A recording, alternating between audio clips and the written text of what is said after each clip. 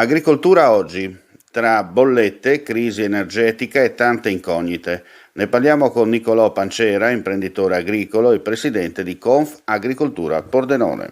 Il momento è sicuramente molto di tensione perché i costi del gas e dell'elettricità continuano a aumentare e questo rende difficile la vita alle aziende agricole, in modo particolare oggi come oggi agli essiccatoi, perché chi essicca col gas e le bollette sono veramente costose. Ti porto l'esempio di alcuni essiccatori che mi dicono che l'anno scorso essiccavano con 10.000 euro, quest'anno con 70.000, e parlo di essiccatori di medie dimensioni. Certo.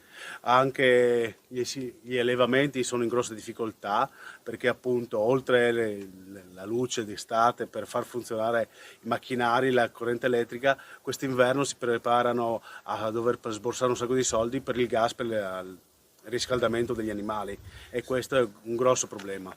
La domanda c'è e ci sarebbe anche l'offerta. Il problema sta nel mezzo, con la forte difficoltà nel soddisfare le esigenze del cliente. Verissimo anche questo, Omar, è verissimo. Appunto io personalmente sto provando, noi produciamo birra e sto provando appunto la difficoltà di reperire il vetro per imbottigliare la birra, ma non solo, mi dicevano anche altre, le cantine sono nella nostra situazione, il cartone per fare poi il packaging delle bottiglie, è un periodo veramente difficile e le soluzioni non sono assolutamente facili da trovare, e le associazioni di categoria si stanno muovendo bene, però le soluzioni sono a livello molto alto, cioè gli interlocutori sono molto alti e le soluzioni difficili da trovare.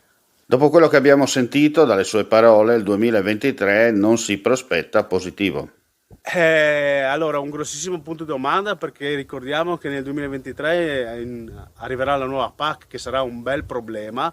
Adesso bisogna ancora capire quali novità ci saranno. Sicuramente, visto che la nuova PAC viene calata dall'alto, cioè dall'Europa, sicuramente saranno solo problemi, mi permetto di dire. Purtroppo gli agricoltori stanno diventando anche loro dei burocrati loro malgrado, piuttosto che fare il loro lavoro di agricoltore.